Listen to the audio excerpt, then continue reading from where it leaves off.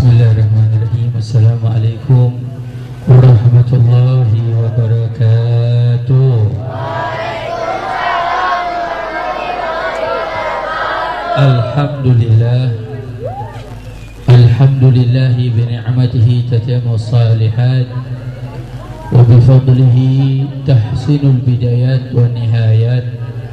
Wa sallallahu wasallam ala sayyidi sadat wa qudwatil qadat sayyidina Muhammadin khairi makhluqin fil ardi was samawat wa ala alihi nujumul ihtida wa ashabihi masabihil ihtida wa man tabi'ahum bi ihsan ila yaumil miqat alaina ma'ahum wa bihim birahmatika ya arhamar rahimin. Yang sama-sama kita hormati, kita muliakan para alim ulama, para asatidzah, para sepuh, para tokoh masyarakat, jamaah, kaum bapak, kaum ibu yang saya muliakan. Wabil khusus sahibul majlis, sahibul barnamij, yaitu guru kita Ustaz Alimin. Semoga Allah berikan beliau panjang umur, sehat, afiat. Dan para asatidzah yang lainnya, mohon maaf saya tidak bisa sebut nama-namanya satu persatu, tidak mengurangi rasa hormat, rasa ta'zim. Hadirin hadirat yang dimuliakan oleh Allah, semoga semua yang hadir malam hari ini dipanjangkan umurnya, disehatkan badannya, Allah murahkan rezekinya, mudahkan segala urusannya. Kalau malam hari ini ada yang sedang sakit, Allah angkat penyakitnya. Kalau malam hari ini ada yang sedang sedih, Allah beri kebahagiaan. Kalau malam hari ini ada yang sedang sulit, Allah beri kemudahan. Berkah Nabi kita Muhammad Sallallahu Alaihi Wasallam. Ini sebelumnya saya nggak tahu nih acaranya maulid atau acara haflah, ini kayaknya lomba lah. Ya, dua-duanya semuanya. Alhamdulillah, kita bersyukur kembali bisa berkumpul. Tidak lain dan tidak bukan, dalam kehidupan kita itu gak ada yang kebetulan. Semua sudah ditentukan oleh Allah. Semua ada dalam ketentuan Allah Subhanahu. Makanya mohon maaf, banjir di Jakarta banyak, di Bekasi, di Tangerang. Ini bukan suatu kebetulan. Berapa tahun yang lalu juga malam tahun baru, orang asyik dengan maksiatnya, besoknya juga langsung banjir. Ya, kemarin begitu juga. Jadi nggak ada dalam hidup yang namanya kebetulan. Sama kayak kita ngumpul di sini, nggak ada yang kebetulan. Kalau perkumpulan seperti ini, di dalamnya disebut nama Allah, di dalamnya disebut nama Rasulullah, pasti tercurah rahmat Allah. InsyaAllah mudah-mudahan kita semua diampuni dosa-dosa kita oleh Allah, dirahmati hidup kita oleh Allah. Apalagi untuk memuliakan Nabi Muhammad, mengagungkan syiar agama Allah. Ini semua yang kita lakukan, semua yang kita buat ini syiar agama Allah yang sedang kita muliakan. Ya, mengaji syiar agama Allah, salat berjamaah syiar agama Allah, taat sama orang tua, cinta, patuh, hormat sama guru syiar agama Allah. Yang paling agung, yang paling besar dari syiar agama Allah adalah Nabi kita Muhammad. Paling agung dari syiar agama Allah itu Rasulullah. Makanya kita memuliakan Nabi, kita memperingati maulidnya, Isra Mi'rajnya kita peringati, Ramadan nuzulul Qur'annya kita peringati. Untuk apa memuliakan Nabi kita Muhammad? Mengenalkan kita lebih dekat sosok Rasulullah SAW. Apalagi kalau bicara maulidnya Nabi, hari kelahiran Nabi. Al-Imam Ibnu Taimiyah, Imam Ibnu Taimiyah ini salah satu dari ulama yang banyak pendapatnya dipakai oleh orang-orang yang anti maulid. Orang yang nggak senang maulid suka pakai fatwanya Imam Ibnu Taimiyah. Tapi Imam Ibnu Taimiyah sendiri di dalam kitabnya menyebutkan wa ta'zimul maulid, dan mengagungkan maulid itu min amalil khair, dari salah satu kegiatan yang baik. Makanya dulu dibilangnya bukan haflatul maulid, tapi ta'zimul maulid, mengagungkan hari kelahiran Rasulullah. Kenapa? Karena hari kelahiran Rasulullah itu spesial. Hari kelahiran Rasulullah itu indah. Dr. Sayyid Muhammad bin Alwi Al-Maliki, beliau mengatakan dalam kitabnya, nikmat yang paling agung untuk umat Nabi Muhammad adalah kelahiran Nabi Muhammad. Sebab dengan kelahiran Rasulullah kita banyak dapat nikmat. Ini malam kalau dibilang untuk keluarga jalan apa namanya ini? Hah? Haji maju. Ini malam kayak lebaran ya. Ramai semua ibu-ibu keluar, lihat. Gak setiap malam pada di sini kan, Bu? Kali setiap malam di sini kan gak mungkin. Ini malam lebih dari lebaran. Lebaran aja gak begini. Nah, mohon maaf, lebaran juga gak ada kalau gak ada Nabi Muhammad. Mau Idul Fitri, Idul Adha gak ada kalau gak ada Rasulullah. Hari kita senang, hari kita bahagia itu Idul Fitri, Idul Adha. Gak ada kalau gak ada Rasulullah. Banyak nikmat semua terikat dengan Nabi kita Muhammad. Bahwa wasilatul udhma, Nabi SAW itu wasilah kenikmatan yang paling agung, perantara nikmat yang paling agung. Sebut nikmat Islam, nikmat iman. Gak ada Islam kalau gak ada Rasulullah. Gak ada tauhid, gak ada keimanan. Kita semuanya mengikuti dan meneladani Nabi kita Muhammad. Makanya kita memuliakan Rasulullah. Dari sini kita belajar memuliakan syiar agama Allah. Perlu. Apalagi anak-anak muda, banyak rasa memuliakan atau rasa menghormati sudah mulai rapuh. Banyak tidak menghormati, tidak memuliakan. Di sekeliling-keliling kita banyak anak-anak muda yang gak mau menghormati, gak mau memuliakan. Makanya kita perlu adab. Adab pada Allah, adab pada Rasulullah, adab pada Islam, adab pada salat, adab pada ibadah, adab pada orang tua, adab pada guru. Ada adabnya. Dan kita harus berusaha belajar. Jangan sampai kita tidak mengenal adab tersebut. Adab pada Allah, kita jalankan perintah Allah, tidak bermaksiat, itu adab. Adab pada Nabi, kita jalankan sunnah-sunnahnya, amalkan perintahnya, tinggalkan larangannya Nabi. Itu adab. Dulu juga adab termasuk menjaga ya nama Allah, Al-Quran jangan kita taruh di bawah, itu adab. Buku Yasin jangan ditaruh di bawah, itu adab. Ada tulisan nama Allah, cincin, baju, peci, itu apa, jangan kita bawa kamar mandi, itu adab. Nah, kita perlu belajar adab. Dulu Imam Malik itu gurunya Imam Syafi'i. Sebelum ada Sahih Bukhari, sebelum ada Sahih Muslim, Imam Malik itu sudah menuliskan kitab hadis namanya Al-Muwatta. Sebelum ada Sahih Bukhari, Sahih Muslim. Imam Syafi'i juga sebelum Sahih Bukhari, sebelum Sahih Muslim. Sebelum Imam Muslim, Imam Bukhari, Imam Syafi'i udah lahir duluan. Imam Syafi'i juga punya hadis, kitab namanya Musnad Imam Syafi'i. Jarang orang punya. Ya, memang asahul kutub ba'dal musannafa, yaitu Sahih Bukhari, Sahih Muslim. Tapi jangan lupa ada Muwatta, ada Musnad Imam Syafi'i. Imam Ahmad punya musnadnya. Ya, ada Kutubus Sittah. Imam Malik tinggalnya di Madinah, dijulukinya Imam Darul Hijrah, imamnya kota Madinah. Tapi seumur-umur kalau jalan Imam Malik di kota Madinah gak pernah pakai sendal. Gak pernah pakai sendal. Itu sejarah menyebutkan. Ditanya, kenapa Imam kamu jalan di Madinah gak pernah pakai sendal? Dijawab oleh Imam Malik, apa pantas saya jalan di atas bumi Madinah yang suci, yang indah, tanah haram, dengan memakai sendal, sedangkan di bawah bumi Madinah ada makamnya Rasulullah. Akhlaknya, adabnya. Rasulullah sudah wafat, tapi rasa penghormatan gak hilang. Mohon maaf, orang tua kita kalau udah wafat, apa rasa penghormatan kita sama orang tua hilang? Mentang-mentang orang tuanya udah wafat, manggil main nama-nama aja.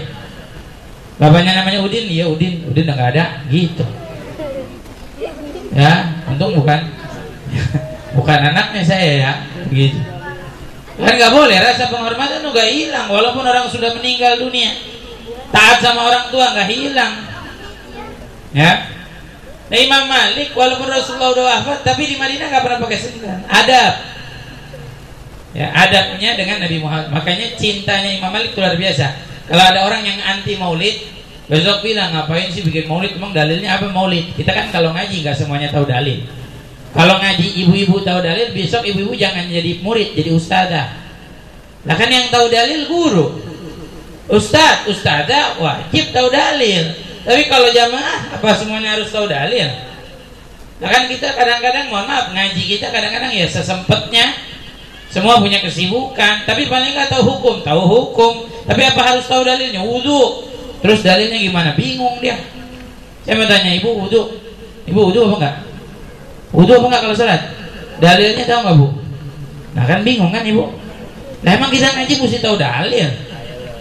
Yang ngaji tahu dalil itu ustadzah. Karena mudah-mudahan nih ya santri-santri dari Yayasan Wasilatul Muhtadin biar jadi ustadz sama ustadzah, amin. Nah wajib ngajinya tahu dalil. Ya kalau nggak tahu dalil mah gampang. Kalau ditanya kenapa maulid, bilang aja sebab saya cinta sama Rasulullah. Kenapa? Maka gak boleh. Ya, saya cinta sama anak saya, peringatin kelahiran anak saya, ulang tahunnya saya rayain. Lah kenapa enggak buat Nabi kita Muhammad? Nah, ini kan awam. Sama kayak Imam Malik. Imam Malik kalau ditanya apa dalilnya di Madinah nggak pakai sendal, emang ada ayat Al-Quran? Ada hadis Nabi? Udah jelas nggak ada. Tapi karena Imam Malik cinta sama Rasulullah, adabnya dia tunjukkan sampai seperti itu. Makanya namanya cinta perlu adab. Ingat anak-anak muda yang udah berdewasa yang suka cinta-cintaan, cinta nggak pakai adab hancur hidupnya. Orang cinta-cintaan nggak pakai akhlak, nggak pakai adab, rusak, hancur. Lihat aja. Makanya cinta juga pakai adab. Cinta sama guru aja pakai adab. Guru emang artis Korea dikerubutin. Saya bu, alhamdulillah di sini mah baik-baik banget orang sini. Saya jalan dibukain jalan, masya Allah. Ya, coba kalau pengajian, pernah saya di Tanjung Priuk, masya Allah. Orang mau ngaji, dipikir kita kayak nasi uduk kali ya. Dikerubutin kayak apaan tahu. Ya, pernah saya ngaji di Monas, masya Allah. Ada pengajian di Monas. Nggak sengaja ada teman saya lewat, saya buka jendela kaca mobil, cuman pengen salaman tuh yang lain pada datang, masya Allah. Saya kayak masukin tangan saya ke akuarium piranha. Lah mau cium tangan cinta sama guru boleh, tapi pakai adab. Kita kalau guru kita kesusahan kan kitanya juga mesti jaga adab. Nah ini penting. Makanya saya mau sampaikan kita belajar dari maulid, apalagi anak-anak kita nih perlu belajar adab. Kita buka generasi baru. Generasi apa? Generasi anak-anak yang berakhlak. Generasi orang-orang yang beradab. Ini yang harus kita bangun. Makanya mohon maaf, saya diundang di mana aja ceramah saya sampaikan ini. Supaya kita yang buat perubahan. Orang bisa buat perubahan supaya begini, supaya begitu. Kita juga mesti dalam dakwah buat perubahan. Dari kampung kita ke kampung buat satu perubahan. Apa perubahannya? Saya pengen semua tempat yang kita datangi, kita sampaikan nasihat, semua berubah, akhlaknya menjadi semakin baik, semakin bagus. Saya malam Sabtu ini sebenarnya ada pengajian. Bapak Ibu juga tahu. Tahun lalu saya diundang juga malam Sabtu di sini. Ya, cuman biasa sedang ngepot-ngepot saya. Ngebut-ngebut ceramahnya juga ngebut-ngebut gitu. Habis dari sini langsung bisa ninggalin tempat. Makanya saya minta duluan, mohon maaf para asatidzah, para kiai, mohon maaf. Nah itu malam Sabtu banyak anak-anak muda ikut ngaji. Anak-anak muda tadinya masya Allah nggak kenal adab, nggak kenal akhlak. Sekarang alhamdulillah Pak. Sampai orang tuanya sendiri ngomong, alhamdulillah Bib, anak saya yang tadinya nggak pernah cium tangan. Anak saya ya Allah kadang-kadang kalau di rumah suka teriak-teriakan, sekarang nggak berani teriak. Ngomong sama orang tua aja berakhlak tuh. Saya baca kitab, saya punya kakek namanya Adabul Insan. Adabnya manusia. Biar apa? Biar anak-anak muda berakhlak mulia, berakhlak yang baik. Makanya nih santriwati, insya Allah biar jadi anak-anak muda yang akhlaknya mulia. Amin. Apalagi adab kita dengan Rasulullah. Ya agak tuh lihat Imam Malik. Imam Malik itu pernah sampai ada satu orang datang ke rumahnya, mau nanya tentang hadis Rasulullah. Kata Imam Malik, tunggu sebentar. Masuk dia ke dalam rumah, mandi, ambil air wudhu, kemudian pakai pakaian yang paling bagus, baru keluar bilang Bismillahirrahmanirrahim. Qala Rasulullah sallallahu alaihi wasallam. Hebatnya Imam Malik, rasa hormatnya, rasa menghormati, menghargai, memuliakan, sampai mau baca hadis Rasulullah mandi dulu. Mau baca hadis Rasulullah wudu dulu. Mau baca hadis Rasulullah sampai pakai pakaian yang paling bagus. Sampai ada muridnya tanya, wahai Imam, Emang harus baca hadis Rasulullah, mandi dulu, wudu dulu? Kata Imam Malik, tunggu sebentar. Bukan cuma karena ini. Saya pernah ketemu sama orang-orang yang hebat yang kalian tidak pernah menjumpainya. Kenapa? Kata Imam Malik, saya pernah jumpa dengan guru saya, Imam Ja'far Shadiq bin Muhammad al-Baqir. Jangankan seperti ini, disebut nama Nabi Muhammad aja nangis, netesin air mata. Disebutin nama Rasulullah nangis. Orang-orang soleh kan begitu. Makanya mohon maaf, ya banyak orang-orang yang sekarang nama Nabi dibuat bercandaan, itu nggak pantas. Buat bahan lawakan nggak pantas. Saya sampaikan, nggak ada akhlak. Dengan Rasulullah saja nggak ada akhlak, apalagi dengan orang tuanya. Jangan bingung Pak Bu, kalau anak-anak kita bercanda bawa agama, bawa nama Allah, nama Nabi, besok anak-anak kita bakal kurang ajar sama kita. Sama Allah sama Nabi aja kurang ajar, apalagi sama kita orang tua. Jadi jangan, nggak boleh. Ya, Nabi disamain dengan manusia, enggak. Nabi enggak sama. Basyarun la kal bashar. Nabi itu manusia tapi tidak seperti manusia biasa. Seperti yakut bainal hajar. Seperti apa? Seperti mutiara di antara batu. Mutiara batu, tapi mutiara batu yang mulia. Itu Nabi kita Muhammad. Jadi jangan dipakai buat bercandaan. Saya punya guru Al-Habib Ahmad bin Shalih Al-Attas, guru saya di Bekasi. Itu kalau disebutin nama Rasulullah, bawa cerita Nabi Muhammad, nangis ya. Mana orang kita nyebutin nama Allah, bertakbir, bertahlil, bertahmid, bertasbih, nyebutin nama Rasulullah, hatinya nggak bergejolak. Ada yang salah di hatinya. Ada yang salah di hati kita nih. Sampai kita nyebut nama Allah, nama yang paling agung, yang nyebutinnya dapat pahala, yang berzikir dengannya kita dapat pahala. Masa kita nggak bergejolak? Apalagi kalau pakai buat bahan candaan. Makanya saya sering nasihatin anak muda. Kalau di pengajian anak muda saya bilang, mau bercanda silakan, mau jadi pelawak boleh, tapi syaratnya satu, apa? Jangan pernah bawa nama Allah, nama Rasulullah, bawa agama, dan jangan berlebihan. Itu aja. Mau bercanda mah boleh. Dulu ada Abu Nawas, rajanya bercanda. Siapa yang nggak kenal cerita-ceritanya Abu Nawas? Ada Juha itu rajanya bercanda. Ada tukang minta-minta datang ke rumahnya, teriak dia, rumahnya tingkat 3, Juha dipanggil. Juhanya nengok, ada apa? Saya ada perlu darurat, sini turun. Juha turun ke bawah. Sampai di bawah dia udah tahu nih, ini kayaknya orang mau minta nih. Iya, mau minta mah naik aja ke atas, tinggal minta ketok rumahnya. Selesai, ini enggak disuruh turun. Wah, nih ngerjain, kata Juha orang tukang ngerjain. Kata Juha, turun ada apa? Dia bilang, beri saya rezeki. Oh begitu, iya. Kata, lu capein gue aja, turun ke bawah. Ayo dah ikut ke atas. Ikut, senang, pikir mau dikasih. Sampai di atas baru buka pintu, mohon maaf ya, saya nggak punya uang recehan, kata Juha. Tuh, dikerjain lagi sama dia. Gimana nggak bercandanya? Abu Nawas begitu hebat. Abu Nawas disuruh sama raja. Kata raja gini, Abu Nawas, bisa nggak kamu kembaliin cobek saya? Cobeknya tebelah 2. Cobek yang biasa ibu-ibu suka ngulek buat gado-gado, tebelah 2, buat sambal tebelah 2. Abu Nawas bingung, suruh balikin, suruh nyambungin. Lah siapa orang bisa nyambungin cobek, Bu? Lah cobek kalau udah kagak kepake buat pintu ganjelan pintu kagak kepake. Cuman Abu Nawas cerdik dia. Dia bilang, iya boleh raja, saya balikin, saya satuin, tapi syaratnya satu. Apa? Dikerjain lagi raja. Katanya, buat dulu talinya dari batu, bisa nggak? Nah kan kalau disambung mesti dijahit. Jahit pakai tali. Lah kalau batu jahitnya pakai apa? Pakai batu juga. Bingung rajanya. Rajanya juga bingung. Pernah lagi raja suruh datang ke istana. Ngapain? Datang, kata raja. Tapi syaratnya satu, kata raja. Nggak boleh jalan kaki, nggak boleh naik kendaraan. Abu Nawas bingung. Lah gimana jalan ke kerajaan? Nggak boleh jalan kaki, nggak boleh naik kendaraan.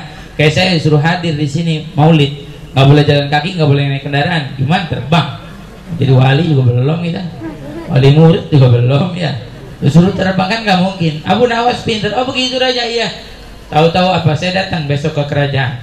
Tiba-tiba apa besok diambil keledainya. Dia suruh muridnya sini. Ikat saya, diikat dirinya dia di bawah perut keledai begitu. Suruh gotong tuh apa keledainya bawa, arahin ke kerajaan. Sampai di kerajaan muridnya bawa keledai. Rajanya bingung, mana Abu Nawas? Abu Nawas di bawah tuh, di bawah perut keledai. Lah ngapain di situ Abu Nawas? Lah kan raja yang nyuruh. Katanya nggak boleh jalan kaki, nggak boleh naik kendaraan. Saya nggak jalan kaki, nggak naik kendaraan, tapi saya di bawah kendaraan. Akan nggak naik, tapi di bawah. Pinter Abu Nawas. Sampai pernah raja bilang begini, nih jadi stand up komedi nih ya. Ya, Maulid jadi stand up komedi. Nggak ngasih tahu buat ente. Jadi besok-besok kalau mau bercanda lihat Abu Nawas nih, hikmahnya ntar belakangan. Abu Nawas disuruh sama raja, Abu Nawas bisa nggak kamu temsakri, tahu ri? Temsak tuh tangkap apa? Ri, tahu ri? Ri kentut. Suruh nangkep kentut Abu Nawas sama raja. Kata Abu Nawas, raja mau saya tangkepin? Iya saya tangkepin. 2 hari lagi kita ke hutan raja. Tuh 2 hari dia nggak buang-buang air, dia simpen tuh. Sampai 2 hari tahu-tahu di hutan dia udah buat bambu panjang bambunya, tengahnya dibolongin dari ujung ke ujung. Ya sambung-sambung tuh panjang. Mohon maaf udah 2 hari diajak, ayo raja kita ke hutan saya tangkepin. Sampai di hutan si raja suruh duduk di lubang bambu yang satu. Mohon maaf di lubang bambu yang berikutnya dia buang air besar. Sambil ditaruh tuh kotorannya, dikipasin tuh lubangnya. Sambil dia teriak, raja udah saya tangkepin, berasa nggak? Yang namanya kentut mohon maaf, rasainnya mau nggak mau mesti dicium. Raja ciumin loh bang, belum. Ah masih ada tangkepin. Abu Nawasnya bilang, raja udah saya tangkepin, suka jadi kipasin aja.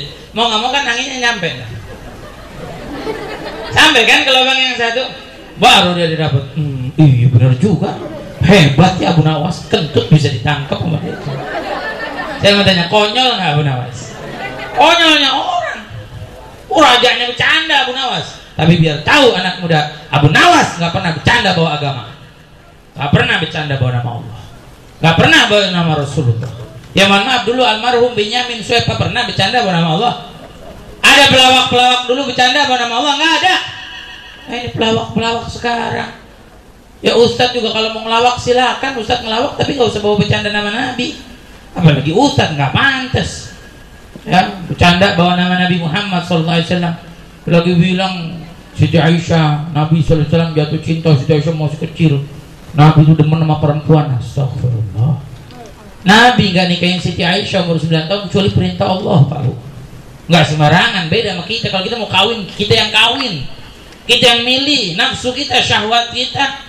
Nah, kalau Nabi kagak ada nafsunya, kagak ada syahwatnya. Nabi nggak ada. Yang milihin siapa? Allah. Milihin buat Nabi kita Muhammad. Terus lagi Nabi dibilang lahirnya biasa aja. Kata siapa? Nabi lahirnya biasa. Nabi lahirnya bercahaya. Hadis riwayat ada. Bukan satu hadis, ada jumlah hadisnya. Dalam riwayat Ahmad hadis sahih, Nabi yang mengatakan waktu saya dilahirkan ibu saya melihat cahaya yang sampai menerangi ke langit. Ada riwayat hadis lain melihat cahaya sampai menerangi gedung-gedung Basrah di Syam terlihat. Ada riwayat lain sampai menerangi terlihat leher-leher unta di Basrah. Jadi bukan satu hadis. Jangan lahirnya nggak bercahaya. Nabi lahirnya bercahaya. Terus lagi bilang, mohon maaf. Bilangnya apa? Bilang Nabi kecilnya nggak terawat, nggak keurus karena yatim. Ingusan, belek. Astagfirullah. Ini salah dong. Nabi nggak bisa, nggak pantas. Sama yang nama manusia. Dalam syair lam yahtalim qattu taha mutlaqan abada wa la tathaba aslan fi mada zamani. Nabi dari kecil mimpi basah aja nggak pernah. Mimpi basah aja nggak pernah Nabi Muhammad. Wala tathaba, nguap aja nggak pernah nguap. Lah kita dari tadi ngaji udah berapa kali bapak-bapak nguap? Tuh. Nabi nguap aja nggak pernah. Ya. Sampai lalat aja nggak pernah hinggap tuh. Lalat nggak hinggap. Lalat nggak hinggap. Lah kita bukan lalat lagi, tawon nempel. Ini dikejar-kejar sama tawon. Jadi jangan samain Nabi manusia, nggak bisa. Nabi indah, Nabi mulia. Jangankan kita lihat Nabi, Pak Bu pergi dah ke Roblong. Di Roblong banyak tuh cucu-cucunya Nabi, tuh lihat Nabi. Yang Al-Idrus, yang Al-Atos, lihat pada ganteng-ganteng, pada cakep-cakep. Lah cucunya aja pada ganteng, apalagi nabinya. Betul apa salah saya ngomong? Tuh. Jadi jangan kita jelekin Nabi, apalagi mohon maaf, saya sakit hati. Kalau bapak ibu nggak sakit hati, bohong. Nabi dibilang zaman dulu zaman Nabi nggak ada pohon jambu. Kalau zaman Nabi ada pohon jambu, Nabi juga maling jambu. Astagfirullah. Nabi nyolongin jambu. Mohon maaf Pak Bu, saya sampaikan anak muda. Kalau Nabi nyuri, hilang kenabiannya. Hilang dong, syarat kenabiannya hilang. Nabi itu amanah, Nabi itu siddiq. Jadi jangan bawa bercandaan. Makanya saya mohon maaf nih, kadang orang yang ngomong begini, kalau anak muda nggak ngaji, anak milenial, anak gaul, atau orang non muslim makgul, masuk akal. Lah ini ustadz yang ngomong, diundang hadir maulid Nabi, bukannya memuliakan Nabi malah merendahkan Nabi. Apa nggak paul itu? Ya mohon maaf, kalau bicara, kalau maling jangan ngomong semuanya maling. Lah mohon maaf, biasanya kalau maling semua orang dianggap maling sama dia. Lah dia maling. Nah, mohon maaf, paham nggak maksud saya? Lah dia bilang Nabi maling, lu yang maling. Enak aja. Ya mohon maaf, kesel saya, kesel wajib. Manis tuh di bapak lam yaghdab bahwa himar, kata Imam Syafi'i. Cuman apa? Marahnya saya cuma di sini doang, di panggung. Saya nggak mau nyaci, nggak mau nyebutin, nggak ada manfaat nyebutin nama atau siapa. Tapi saya minta, ayo anak muda ngaji, biar kita kenal Rasulullah.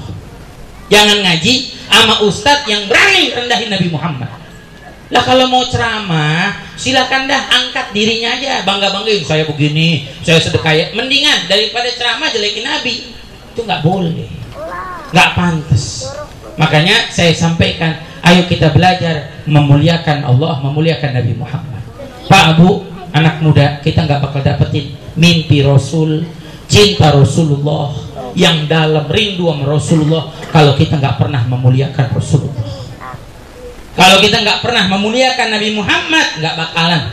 Sama kayak bapak ibu, sholat nggak bakal dapat khusyuk kalau kita nggak muliain sholat. Lihat Nabi mau sholat aja dimuliain sama Nabi. Arihna ya Bilal, beri saya kebahagiaan. Disambut sama Nabi. Mau ngaji, kita nggak bakal dapat manfaatnya ngaji, tadabbur ayatnya kalau kita nggak pernah muliakan Al-Quran. Mohon maaf, ngaji sama ustadz sama kiai, kita ngaji ilmu nggak bakal dapat keberkahan ilmu kalau kita nggak pernah memuliakan yang ngajarin ilmu. Yang namanya guru nggak pernah minta dihormatin, nggak pernah minta dimuliain, tapi hak setiap guru dihormatin oleh muridnya. Sama kayak orang tua nggak minta anaknya hormatin, tapi hak setiap orang tua dihormatin oleh anaknya. Nah, ini pelajaran buat kita. Sebab zaman kita penghormatan hilang. Lihat di televisi. Saya kasih lihat tuh satu contoh. Di televisi mana ada yang ngajarin akhlak? Nama pemimpin aja sebutnya pakai nama, nggak pakai bapak. Padahal pemimpin kita sekarang wakil presidennya kiai loh, nggak ada sebutin kiai, nggak ada disebutin ustadz lah ustadz, nggak kiai ustadz dah, nggak ada. Ya mohon maaf ya.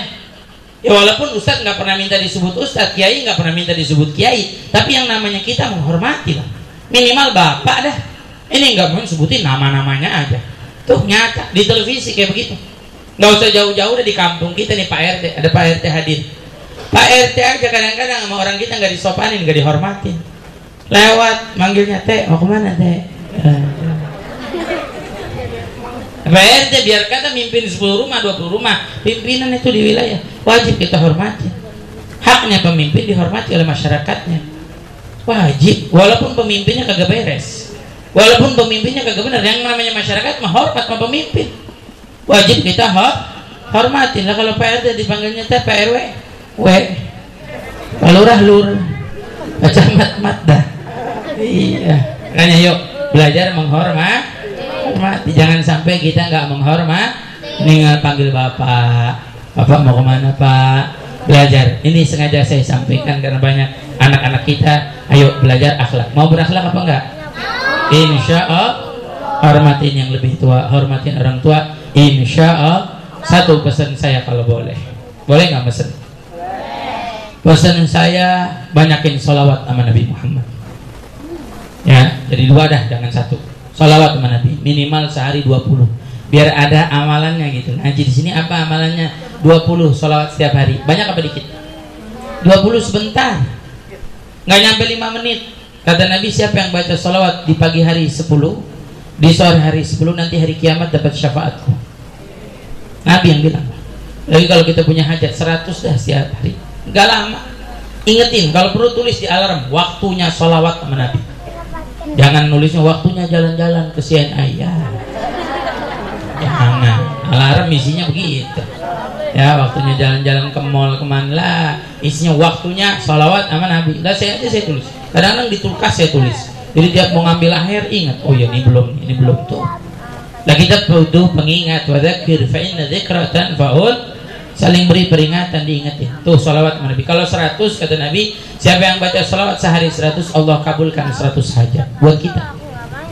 70 di dunia, 30 di akhirat. Buat kita manfaatnya. Tinggal kita yang mau apa enggak bersolawat pada Nabi Muhammad Yang kedua pesan saya, jangan ribut, jangan berantem, jangan berselisih. Ayo mulai sekarang saling memaafkan. Ini kayak tadi masalah yang saya sebutkan, sengaja orang mengadu domba supaya kita ribut. Enggak ribut, tapi saya pengen ngajarin anak-anak kita semua biar berakhlak. Jangan diikutin yang kayak begitu. Saya yang ngomong ya, jangan diikutin. Kalau ada orang nggak sopan nama Allah, nggak sopan nama Rasulullah, nggak sopan sama ulama, jangan diikutin, jangan didengerin. Dengerin yang baik, yang baiknya dengar, yang nggak baik jangan. Jangan berantem, jangan berselisih. Kenapa banyak orang kita sekarang diadu? Ini fitnah di akhir zaman, masya Allah. Banjir kemarin mana-mana, di Tangerang banjir, di mana lagi? Bogor banjir juga, di Lebak sampai banjir bandang, di Bekasi paling banyak, titik banjir di Bekasi paling banyak. Jadi semua ada jumlahnya 140, 100 berapa? 90 itu adanya di Bekasi. Hampir 290 lebih itu di Bekasi. Sisanya bagi-bagi. Jadi Jakarta bukan termasuk yang paling banyak. Alhamdulillah udah kurangan. Dan memang curah hujan ini paling terbesar dibandingkan sebelum-belumnya. Tapi saya mau tanya, kalau di internet yang disalahin siapa? Gubernur Jakarta. Tuh orang kita sekarang. Banjirnya di Bekasi yang nyalain, udah salah nih Gubernur Jakarta nih semuanya nih. Tuh. Makanya jangan bingung kalau banyak ribut. Orang-orang kitanya demen nyalahin orang, ribut, berantem. Ya, dipikir Rasulullah senang. Demi Allah Rasulullah nggak senang. Rasulullah nggak senang lihat umatnya berantem, lihat umatnya ribut. Apalagi kemarin urusan politik. Yang satu milih A, yang satu milih B, berantem berdua. Masya Allah. Tuh ada tetangga saya sampai sekarang berantem belum kelar-kelar. Gara-gara pemilu kemarin. Ya mohon maaf, gara-gara pemilu berantem gak kelar-kelar. Masya Allah. Padahal mah perbedaan wajar. Orang semua punya perbedaan. Jangankan semua, bapak ibu di rumah punya perbedaan. Bapak kadang-kadang senangnya makan ayam goreng, ibu senangnya ikan lele. Kan gak ketemu, mau jalan, yang satu mau beli ayam geprek, yang satu mau beli pecel lele. Lah kan bingung, mana nih pecel lele? Enggak lah, ayam geprek aja. Enggak, pecel lele, ayam geprek. Nah bingung kan. Coba jalan berdua, beli ayam geprek bungkus, pecel lele bungkus, nyampe rumah makan berdua, enak apa enggak? Akur apa enggak? Selesai. Itu perbedaan. Kalau kita bisa nyikapin, enak. Kitanya nggak bisa nyikapin, nggak dewasa. Pemilu bukan cuma sekali, udah puluhan kali, ratusan kali mungkin. Tapi kitanya nggak sikap, ribut, cuma gara-gara beda pilihan. Masya Allah. Sekarang udah beda, udah ribut. Tuh yang di internet udah nyacimak, yang satu bilang kampret, yang satu bilang cebong. Ribut tuh, saya liatin aja di Twitter, saya liatin semuanya. Oh iya ribut. Sekarang mau ngomong apa? Akhirnya udah selesai. Yang satu jadi presiden, yang satu jadi menteri. Mau ngomong apa lu? Ayo. Mohon maaf, bukannya saya benci sama pemimpin, enggak. Saya paling cinta, paling hormat. Saya ngajarin semua masyarakat supaya hormat. Tapi ingat, besok-besok kalau bisa ada pemilu, jangan ribut. Jangan yang atasnya bikin ribut, biar akur. Kalau perlu udah ketemu, tahu kayak begini, bilang aja. Gini aja, lu jadi menteri, gue jadi presiden, kan selesai urusan. Gitu kan enak. Yang ribut kita Pak Bu, masyarakat. Yang berantem umat. Makanya ayo mulai sekarang. Lah tugas kita ngapain? Ngadamain nih. Ayo umat jangan berantem, yang laki jangan berantem, yang perempuan ya. Saya jangan dari sini beranteman berdua, jangan. Saya pulang biar akur. Biar akur. Kayak dulu saya waktu ngaji sama guru saya dulu waktu di pesantren. Namanya masjid biasanya suka ada jam dinding tuh gede-gede. Jam dinding 2 di masjid kan suka ada tuh. Jam yang ditempel gitu, jam bukan jam dinding, jam apa sih namanya? Yang bunyi teng nong dulu tuh. Atau sekarang masih ada apa kagak tuh jam begitu? Lonceng 2 tuh, gede. Oh, guru saya dulu kalau ngetes muridnya, ngetes nih, ngaji kadang-kadang jam 11 malam, jam 12. Ngajinya kan dari mana pesantren. Tahu ngomong, ini udah jam berapa? Jam 11, udah waktunya habis nih. Oh, jam 11 nih. Ini bener nih. Ini akur berdua. Akur satu di jam 11, akur nih. Bener, emang lu kagak lihat malam-malam pada berantem berdua? Dan jam masa berantem ya enggak? Artinya akur biar akur. Makanya pesan saya jangan ada yang ribut. Setuju apa enggak? Jangan gampang marah, jangan gampang emosi. Ngambek aja nggak apa-apa, ngambek. Marah mah jangan. Apa bedanya ngambek kalau orang Betawi? Banyak orang Betawi nggak?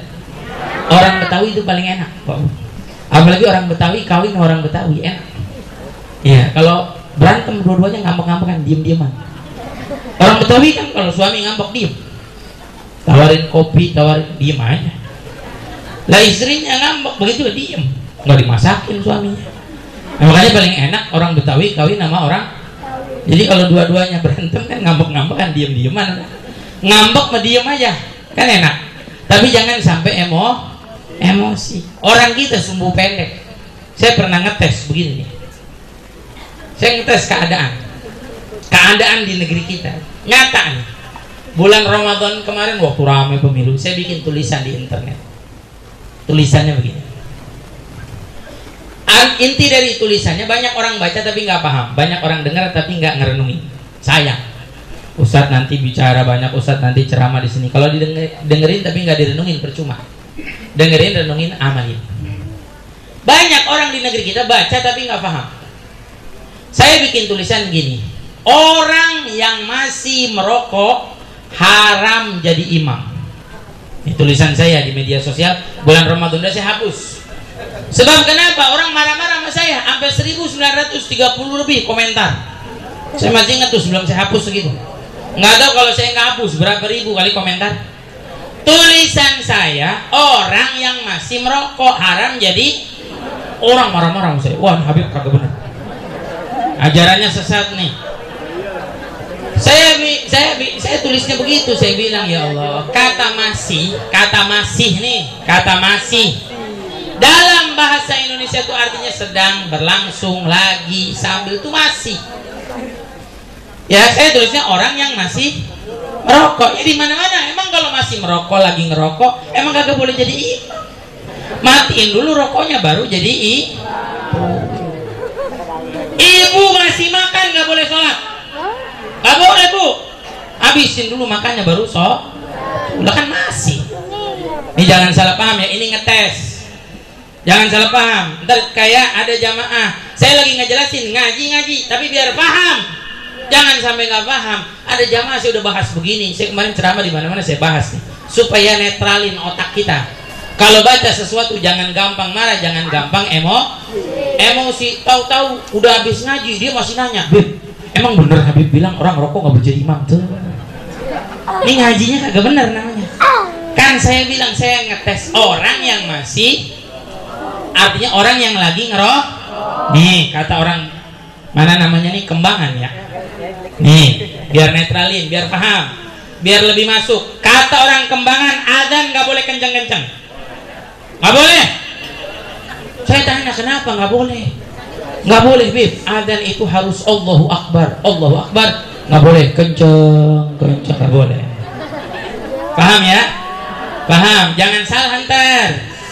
Ini netralin supaya jangan gede marah. Kadang kan ibu suka marah-marah. Lihat status WhatsApp tetangganya, ya, ini nyindir gua nih tuh.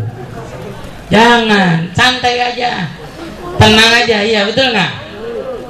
Biar santai ngadepin. Besok kalau ada orang nyebarin berita, nyebarin hoax, santai, tenangin hati, kita dinginin dulu, baca dengan teliti, cari tahu kebenaran.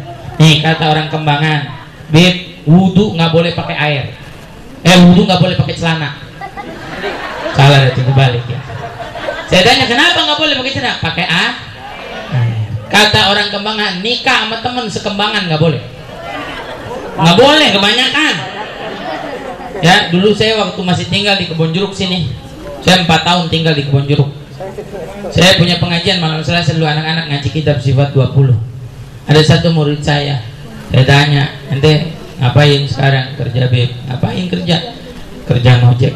Oh, ojek ya, ojek online. Iya. Bagus lah, saya bilang, mudah-mudahan barokah, mudah-mudahan rezekinya banyak ngangkut, saya gituin. Terus saya godain, saya dengar katanya ojek online nggak boleh lewat Kebon Jeruk. Lah yang benar, Beb, ya nggak boleh lewat Kebon Jeruk. Saya baru lewat Kebon Jeruk, Beb. Kagak boleh. Kenapa, Beb? Lah kebun orang lewatin, nggak boleh. Kemarin acara di Kedoya ada kiai umur 80. Acara nih di Kedoya ada kiai umur 80. Pas habis terapi pengajian mau makan kebuli, ada kambing. Atau di sini ada kebulinya apa kagak? Ada kebuli, ada kambing. Dia nyendok nasi kebuli, nyendok kambing. Saya bilang, Masya Allah, kiai masih makan kambing, kiai? Masih, Beb. Lah udah berapa umur? 80. Saya masih sehat, Beb. Alhamdulillah kagak ada asam urat, kagak ada darah tinggi, kagak ada. Alhamdulillah kolesterol nggak ada. Saya sehat, Beb. Masih makan kambing. Iya, kalau saya mah kagak makan kambing, kiai. Saya gitu ya. Tiba-tiba dia tanya, bener Habib? Lah Habib kagak makan kambing? Iya kagak, saya bilang. Lah Habib orang Arab nggak makan kambing? Kagak, saya bilang. Kenapa, Bib? Lah kambing mah saya kagak makan, saya makannya daging kambing, bukan kambing. Mudah-mudahan semuanya dapat keberkahan. guru kita Ustaz Alimin barakah dunia akhirat, majelisnya, yayasannya, santri-santrinya, murid-muridnya barakah dunia akhirat, warga kampung Haji maju barakah semuanya, rezekinya banyak, amin ya Allah. Yang belum punya rumah biar punya rumah, yang belum punya mobil biar punya mobil, biar tambah sempit nih gang. Nah kalau punya mobil semuanya ngantri ya satu-satu, tapi insya Allah mudah-mudahan rezeki kita barakah dunia akhirat. Terakhir pesan saya, jangan lupa sama Allah ya, deketin diri sama Allah, jangan tinggalin perintah Allah, jangan lakuin maksiat. Ayo jaga diri seusaha kita. Pak Bu nih, orang mau tinggal di apartemen ngeri gempa, tinggal di bawah rumah ngeri banjir, tinggal di pinggir laut ngeri tsunami, tinggal dekat gunung ngeri meletus. Emang dunia bukan tempat kita. Hakikatnya dunia bukan tempat kita nanti insya Allah di surga semuanya, amin amin ya Allah ya Rabbal. Biar kita taat sama Allah, deketin diri kita sama Allah, gunain umur yang Allah berikan, waktu-waktu yang Allah berikan untuk beribadah kepada Allah subhanahu. Cari pahala sebanyak-banyaknya, cari kebaikan sebanyak-banyaknya, jauhin dosa semaksimal mungkin, jauhin maksiat sampai kita meninggal dunia, dan meninggal dunia kita dalam keadaan husnul khatimah, amin ya Allah ya Rabbal alamin. Ini yang bisa saya sampaikan. Saya mohon maaf, izin pamit karena saya punya majelis rutinan. Walafu minkum. Assalamualaikum warahmatullahi wabarakatuh.